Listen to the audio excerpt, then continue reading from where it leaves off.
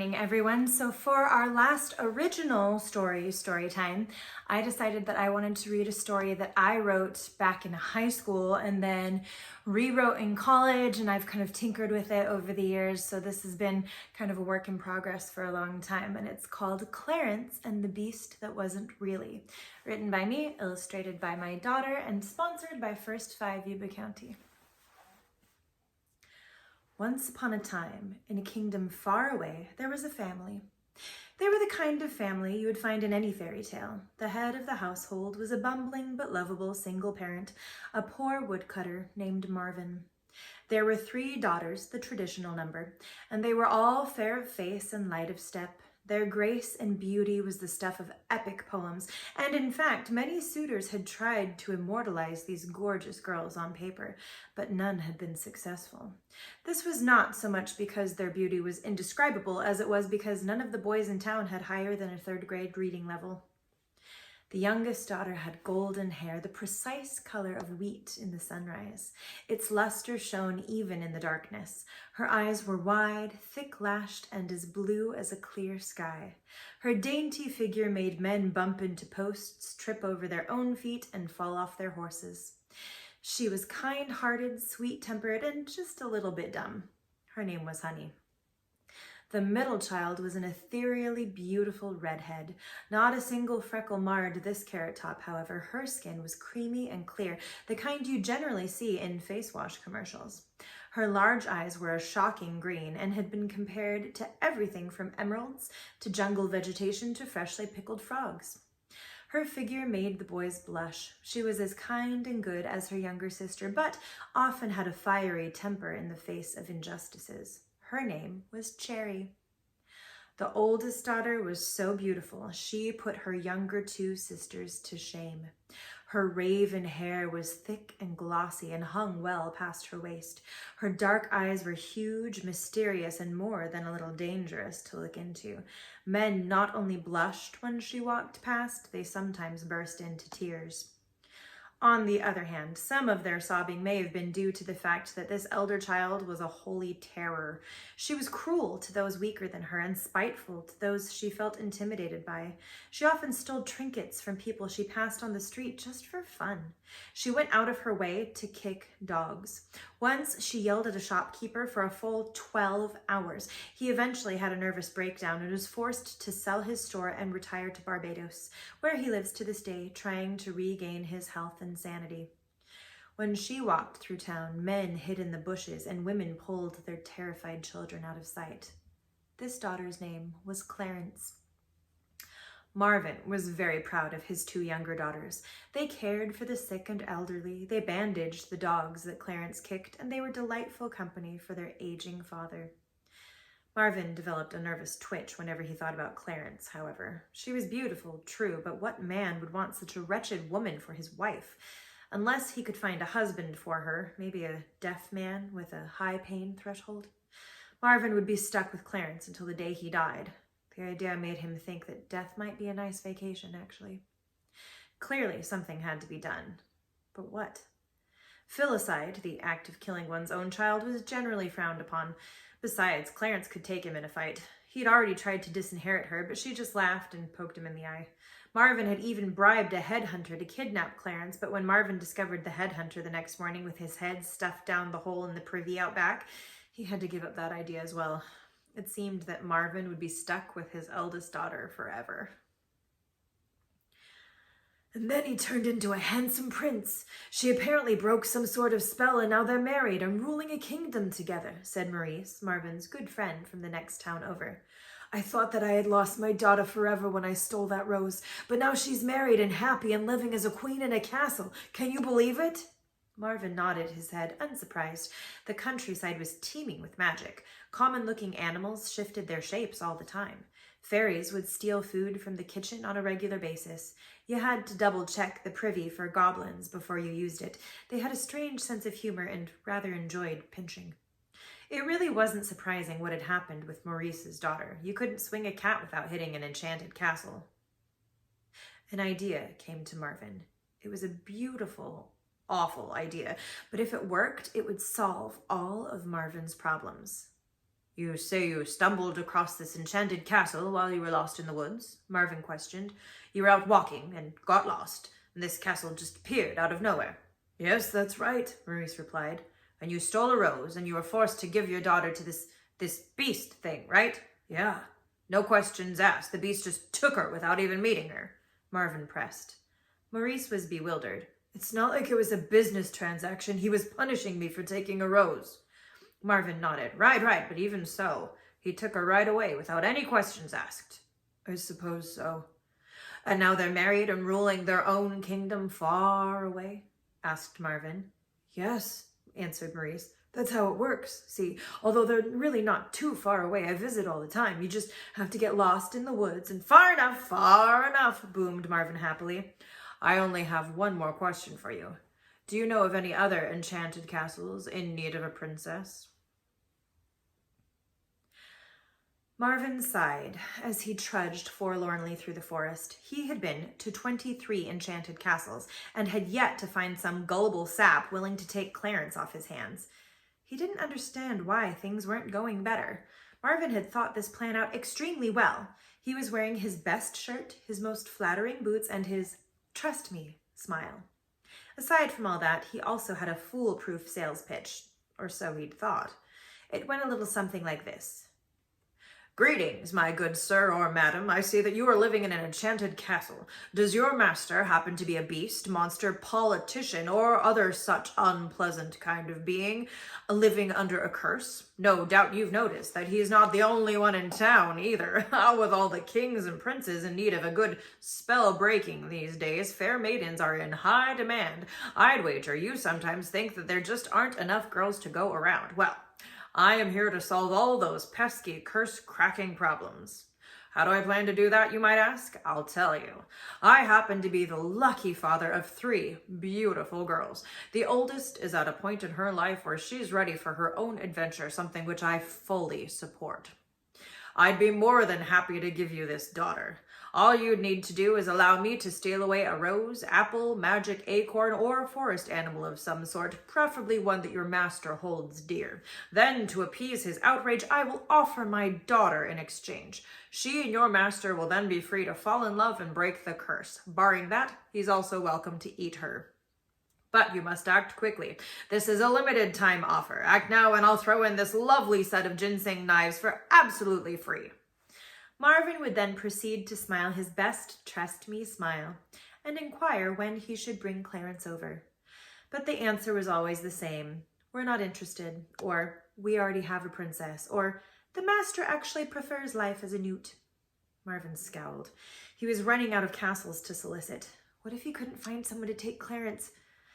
No, the idea was unbearable. He would find someone to take her. He must. Sighing, Marvin continued his trek through the woods. According to his GPS, there should be another castle coming up on the right. Maybe he would finally get lucky. Okay, thought Marvin, here goes nothing. He knocked on the huge iron gate.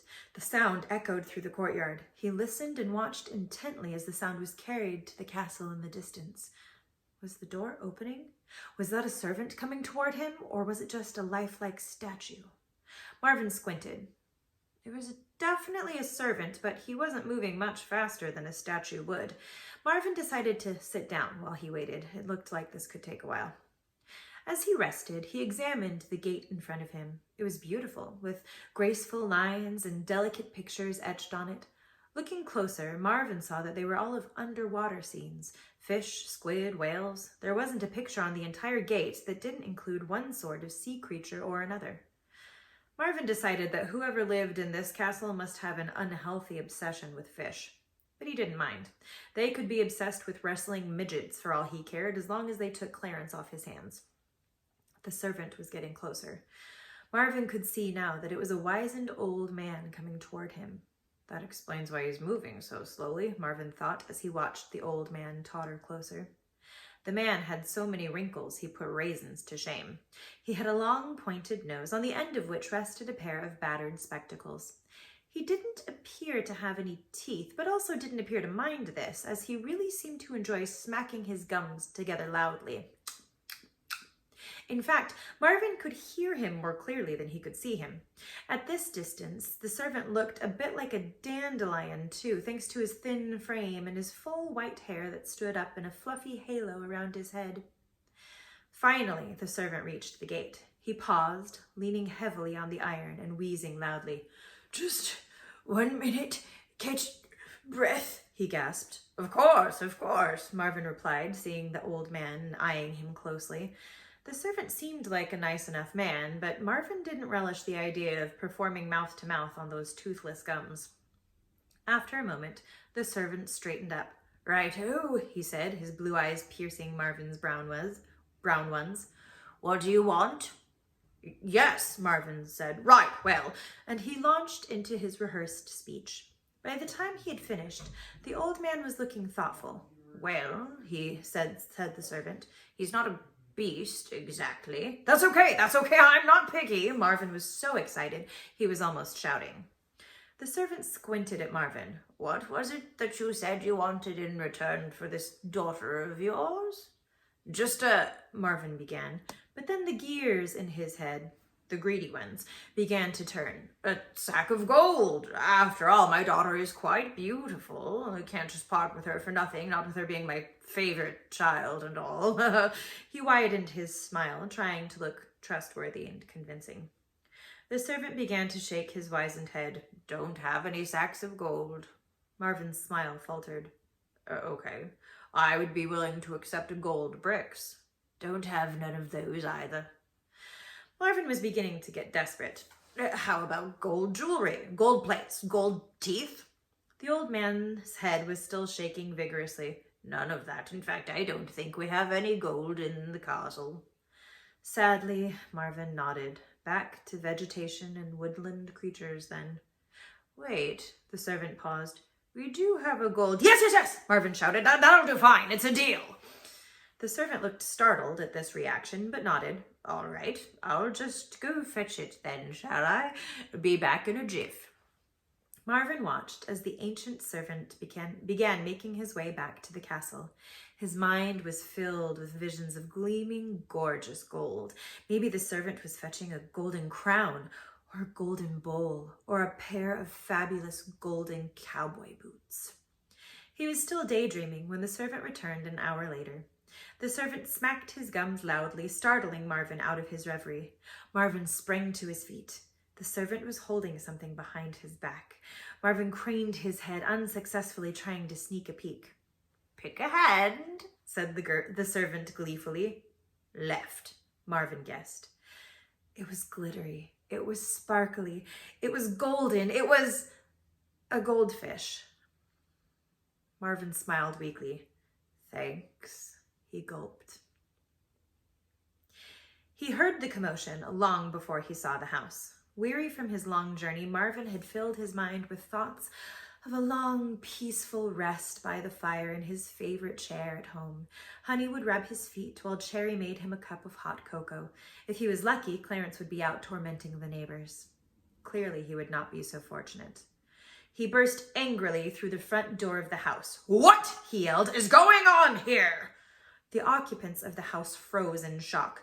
Honey was in the corner, hiding behind Marvin's favorite chair and staring at him wide-eyed. Her eyes were all red, and she looked like she'd been crying. Pieces of destroyed furniture littered the floor all around her like they'd been flung in her direction. Cherry had frozen with her right arm raised, wielding a frying pan that looked like it was aimed at Clarence's head. She, too, was staring open-mouthed at her father. Guiltily, she slowly lowered the pan and hid it behind her back. Clarence was clutching a broken table leg. Her head was bent at a strange angle, and Marvin realized that the family dog, Marvin Jr., was tangled in her long hair. The dog whimpered feebly, unable to escape the raven locks. They all stood there in shock, staring at one another, until Clarence broke the silence. "Well," she asked, straightening up haughtily, "what do you want?" Marvin's anger was suddenly mingled with bewilderment. "What do you mean, what do I want? I live here. I've been gone for weeks. I finally come home and I'm greeted with this. My house is destroyed. My youngest child is in tears. The two older ones are going at each other like they're on American gladiators. And my dog appears to be strangling to death in your hair. What I want is an explanation." Honey and Cherry began talking very quickly and at the same time. Marvin Jr. was chasing squirrels. My cornbread was cooking over the fire. She kicked him. It was ruined. Broken table. Just a small fire. I put it out. I tried to run away. She started throwing things. Caught in her hair. I grabbed the frying pan. She threw the vase, trying to protect Honey. She broke off a leg of the table. Stop! Marvin roared. I have had enough! He stomped over to Clarence. You, he hissed, pointing a finger in her face. You're done. Clarence laughed and tossed her head, sending Marvin Jr. flying into a wall. I'm not afraid of you, old man. What are you going to do to me? Calmly, Marvin told her, I've sold you to a beast. Sort of. Not really a beast, but something enchanted. A prince, I assume. He shook his head, trying to organize his thoughts. At any rate, you're not staying here anymore. They're expecting you at the castle by the end of the week. Narrowing her eyes, Clarence asked, Why should I leave? This is my house. I'm comfortable here. Everyone in this town is scared of me, and that's just how I like it. If I go off to this castle, I'll have to start all over again, making sure people do whatever I ask. That's what a good, healthy fear does, you know. It makes people respect you. Marvin rolled his eyes. No one respects you, Clarence. Fear and respect are not the same thing. Anyway, you're going to a castle to be a princess.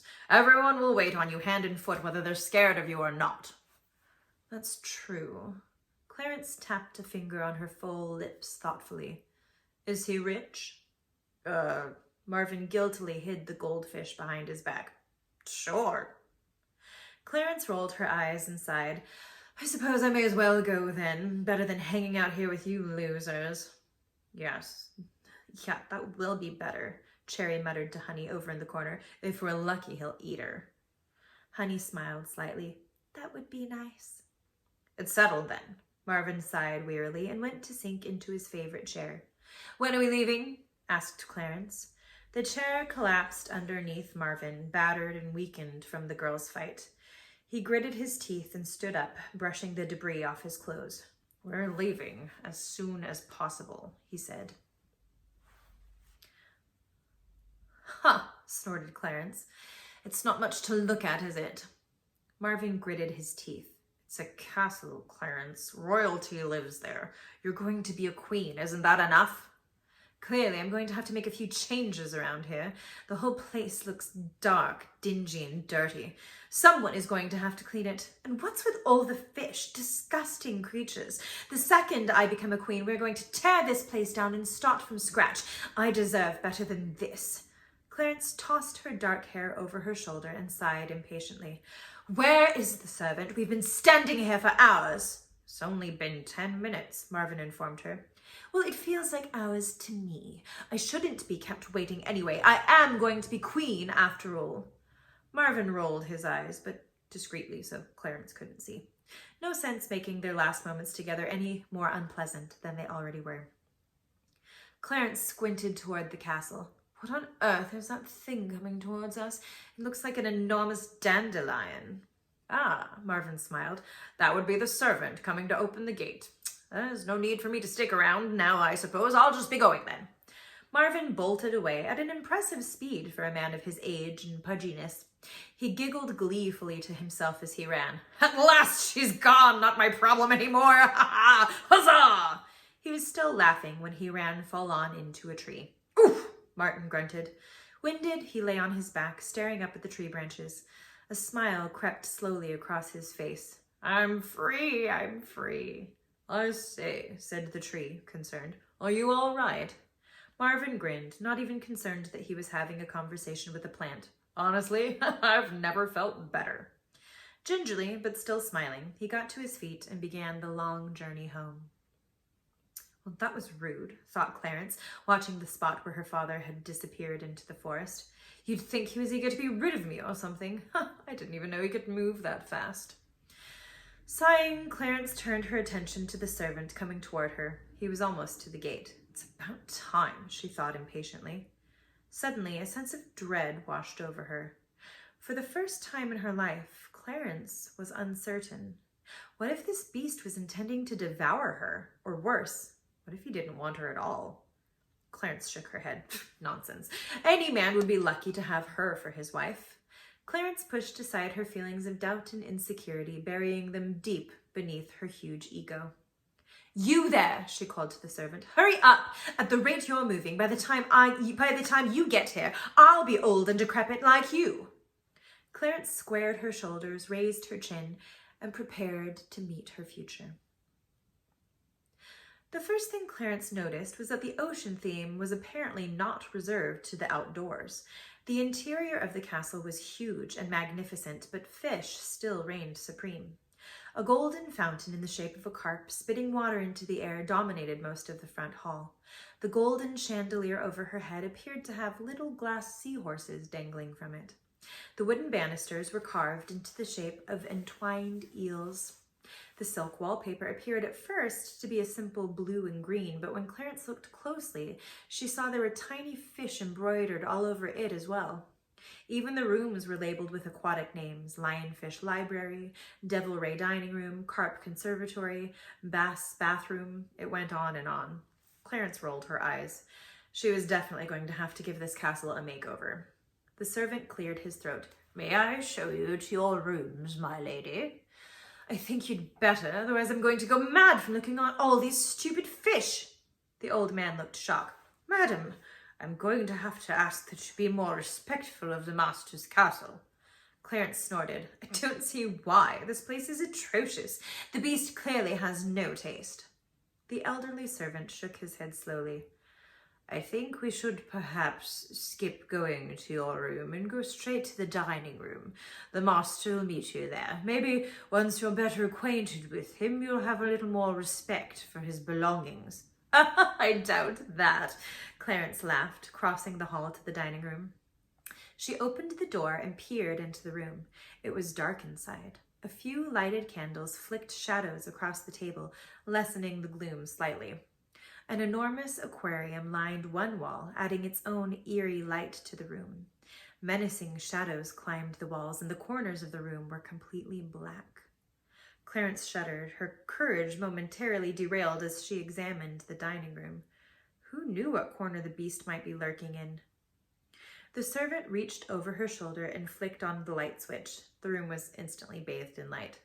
"Right," said Clarence, trying to hide her embarrassment. "I was just about to do that." "Make yourself comfortable," the servant said. "I'll be back momentarily." Clarence eased into the room, looking for the beast. She didn't see anyone, so she settled into a chair to wait for his arrival. Movement within the gigantic aquarium caught her eye. An enormous goldfish was swimming inside. It was bigger than Clarence. It peered at her with one wide, cold eye as it swam past. Clarence shuddered. "This fish thing is out of control," she thought. "The second I say I do, things are going to change, and that monstrosity will be the first thing to go." "Disgusting creature," she shot at the fish, turning her back on it. "I was thinking the same thing." Clarence spun around. The room was empty, but she could have sworn she heard a deep, rich voice insult her. "Those skinny twig legs, that stringy hair, you're absolutely repulsive." Clarence was still bewildered, but now she was furious as well. "Brave words coming from someone who doesn't even have the guts to say these things to my face." Laughter echoed through the room. "You are thick, aren't you? I'm right in front of your eyes, you moron." Shaking with fury, Clarence scanned the room again. There was nothing there, nothing, only chairs, candles, that stupid aquarium. She froze. Slowly, her eyes locked on the gargantuan goldfish. Its eye was focused directly on her, as if judging her. "No!" Clarence shrieked. You're the beast!" "Not really," the fish replied. "The term beast suggests something much hairier." "I can't marry you! I won't! I refuse!" Clarence screamed. "Frankly, my dear," the fish rolled its eye, "I don't give a damn." D-A-M, like a beaver dam. Get it? "Honestly, I'd rather not marry you either, but rules are rules after all. There's a precedent for these things, or so I'm told, and I've already paid for you, so I suggest you shut up and deal with it." Clarence stared open-mouthed at the fish. No one had ever before dared to speak to her like this. Who does he think he is? Clarence thought furiously. He's just a stupid fish. Then something clicked in her head. This fish wasn't just a fish. He was a prince under an enchantment. If she agreed to marry him... All right, said Clarence, I'll do it. I'll marry you. Let's do it right now, in fact. No sense wasting time, she thought. The sooner he's a prince again, the better. Fine, the fish replied. I'll call in the wizard. He'll take care of things and we can have the wedding. Moments later, the old servant appeared, this time wearing a pointed cap over his fluffy hair. He brandished a crooked wand. Are we ready then? He asked.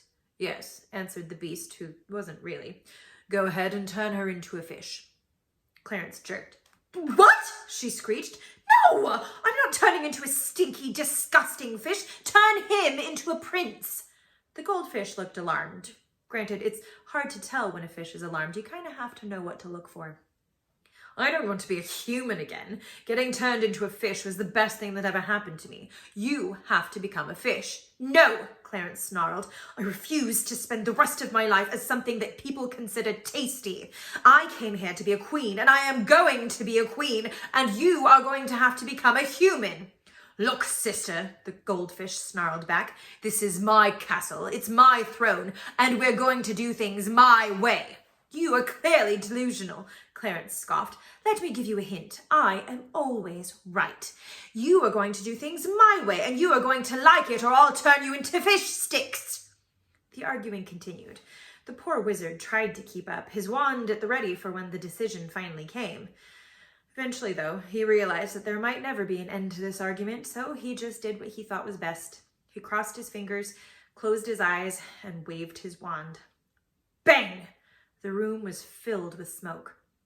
Coughing, the wizard waved his arms, trying to clear the air. He squinted his eyes, trying to see what he had done to the bickering couple. Clarence was gone. All that was left where she had been standing was a pile of clothes. The wizard sighed. That wasn't what he'd hoped for at all, at least not consciously. He looked next toward the aquarium to see what had become of his master.